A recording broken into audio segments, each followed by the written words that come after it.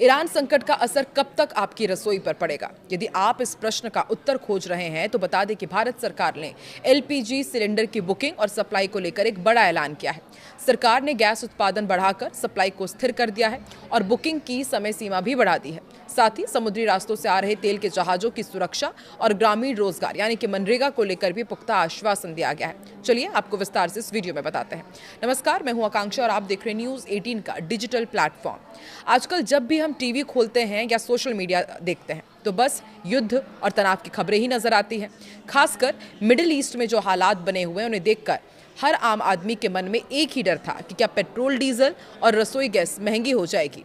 क्या रसोई गैस पहले की तरह आसानी से मिलेगी? लेकिन आपके लिए एक बहुत बड़ी खुशखबरी है। भारत सरकार ने क्योंकि साफ कर दिया है कि दुनिया में चाहे कितनी भी उथल पुथल क्यों ना मची हो, आपके घर की रसोई का बजट और गैस की सप्लाई पर कोई संकट नहीं आने वाला है। सरकार ने गैस सिलेंडर पर एक ऐसी राहत दी है जिससे लगने लगा है कि जल्द ही पुराने दिन लौट आएंगे। दरअसल दिल्ली में हुई एक हाई लेवल मीटिंग में पेट्रोलियम और नेचुरल गैस मंत्रालय की सेक्रेटरी सुजाता शर्मा ने देशवासियों को एक बड़ा भरोसा दिया है। उन्होंने बताया कि सरकार ने डोमेस्टिक एलपीजी के प्रोडक्शन को काफी ज्यादा बढ़ा दिया है ताकि बाहरी देशों के संकट का असर भारत के आम आदमी की जेब पर ना पड़े। सबसे अच्छी बात यह है कि गैस बुकिंग की डेडलाइन को भी बढ़ा दिया गया है। आप यदि शहर में रहते हो या फिर गाँव में, अब आपको बुकिंग के लिए भागदौड़ करने की जरूरत नहीं है। सरकार का कहना है कि देश के किसी भी कोने में किसी भी गैस एजेंसी के पास स्टॉक की कोई कमी नहीं है और सप्लाई बिल्कुल स्टेबल है। गैस की कालाबाजारी और गलत इस्तेमाल को रोकने के लिए सरकार अब डिलीवरी ऑथेंटिकेशन कोड सिस्टम को बहुत सख्ती से लागू कर रही है। सुजाता शर्मा ने जानकारी दी कि सरकार ने इस सिस्टम के इस्तेमाल को 90% तक ले जाने का टारगेट रखा था, लेकिन खुशी की बात यह है कि 92% के आंकड़े पर वो पहले ही पहुंच चुके हैं। इसका सीधा मतलब यह है कि अब गैस सिलेंडर सीधे असली हकदार के पास ही पहुंचेगा और बीच में कोई गड़बड़ी नहीं हो पाएगी। इसके अलावा कमर्शियल गैस की सप्लाई को भी 70% तक फिर से पटरी पर ला दिया गया है, जो बिजनेस करने वालों के लिए एक बहुत बड़ी राहत है। छोटे सिलेंडर्स की मांग में भी जबरदस्त उछाल देखा जा रहा है।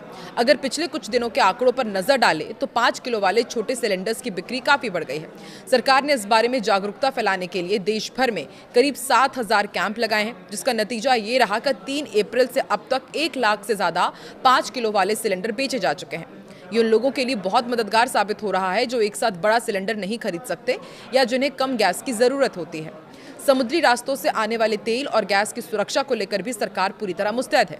शिपिंग मंत्रालय के डायरेक्टर मनदीप सिंह रंधावा ने एक बड़ा अपडेट दिया और बताया कि भारत का जहाज देश गरिमा जो 97,000 मीट्रिक टन कच्चा तेल लेकर आ रहा है, बिल्कुल सुरक्षित है। ये जहाज हाल ही में हॉर्मुज से बिना किसी रुकावट के गुजर चुका है। हालांकि पिछले 48 घंटों में उस इलाके में गोलीबारी की कुछ घटनाएं हुई थी, जिसमें भारत के 2 जहाज सनमार हेराल्ड और जग अर्नब भी आसपास थे। लेकिन अच्छी बात यह है कि किसी भी क्रू मेंबर को कोई चोट नहीं आई और सब सुरक्षित हैं। विदेश मंत्रालय भी इस पूरी स्थिति पर पैनी नजर बनाए हुए हैं।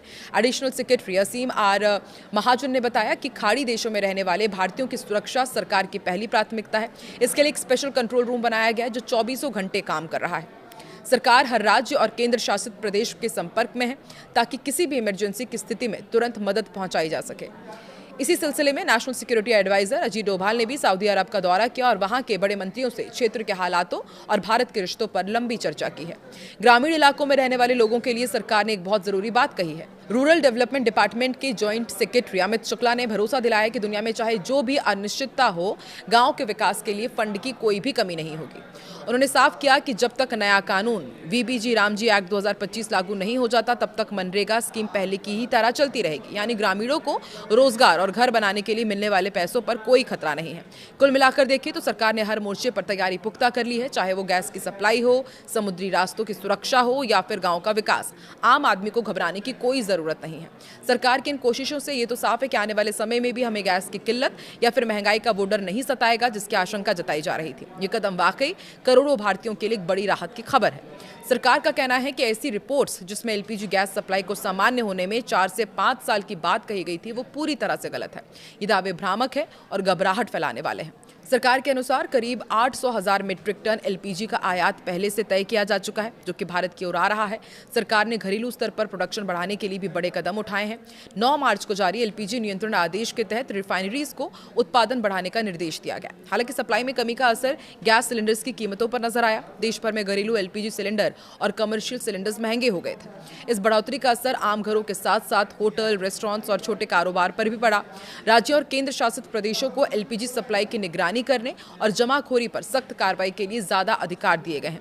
एलपीजी सप्लाई को लेकर सरकार ने यह बताया है कि ऑनलाइन बुकिंग अब करीब 98% तक पहुंच गई है और डीएसी आधारित डिलीवरी भी 93% तक हो गई है, जिससे ट्रांसपेरेंसी बढ़ी है। साथ ही घरेलू गैस सिलेंडर्स की सप्लाई सामान्य रूप से जारी है। भारतीय अर्थव्यवस्था में गैस की भूमिका लगातार बढ़ रही है। कुछ साल पहले भारत ने पर्यावरण प्रदूषण को कम करने और स्वच्छ ऊर्जा को बढ़ावा देने के लिए देश को गैस आधारित अर्थव्यवस्था बनाने का लक्ष्य तय किया गया था। इसके तहत उद्योगों, बिजली उत्पादन, परिवहन और घरेलू उपयोग में गैस की खपत बढ़ाने के प्रयास किए जा रहे हैं। हालांकि देश में गैस का उत्पादन पर्याप्त नहीं है, इसलिए भारत अपनी जरूरत का करीब 60% हिस्सा विदेशों से आयात करता है। चाहे प्राकृतिक गैस हो या एलपीजी, इसकी बड़ी आपूर्ति अब भी आयात पर ही निर्भर है। न्यूज़ 18 के रिपोर्ट्स के मुताबिक भारत का प्राकृतिक गैस आयात साल 2024 में लगभग 35,000 घन मीटर तक पहुंच गया था, जो पिछले साल की तुलना में थोड़ा कम रहा। हालांकि इस वर्ष की शुरुआत में ईरान और अमेरिका के बीच तनाव और युद्ध जैसी स्थिति के कारण समुद्री ट्रांसपोर्ट और सप्लाई चेन जरूर प्रभावित हुई है और इसके चलते वैश्विक स्तर पर गैस की आपूर्ति बाधित हुई है। भारत के आयात में भी गिरावट देखने को मिली है। भारत अपनी अधिकांश प्राकृतिक गैस कतर, संयुक्त अरब अमीरात और संयुक्त राज्य अमेरिका जैसे देशों से आयात करता है। कतर स्थित बड़े संयंत्र के बंद हो जाने से गैस की जो कमी पैदा हुई है, उसे पूरा करने के लिए भारत अब वैश्विक बाजार में आई कीमतों में गिरावट का फायदा उठा रहा है। इसी के साथ देश अन्य आपूर्ति स्रोतों से नए सौदों पर भी विचार कर रहा है, ताकि मांग और आपूर्ति के बीच संतुलन बना रहे। कुल मिलाकर युद्ध और वैश्विक संकटों के कारण गैस की आपूर्ति पर असर पड़ा है, लेकिन हाल ही में कीमतों में आई गिरावट से भारत को कुछ समय के लिए राहत जरूर मिली है। ऐसे में भारत को इस अवसर का सही उपयोग करना चाहिए और भविष्य में स्थिर तथा सुरक्षित गैस आपूर्ति सुनिश्चित करने के लिए लॉन्ग टर्म योजनाएं बनानी चाहिए। आपको क्या लगता है, आने वाले दिनों में क्या गैस आपूर्ति इसी तरह से सुगमता के साथ आगे बढ़ती रहेगी और आपके शहर में गैस की सप्लाई किस तरीके से हो रही है, वो भी आप कमेंट करके जरूर बताएं।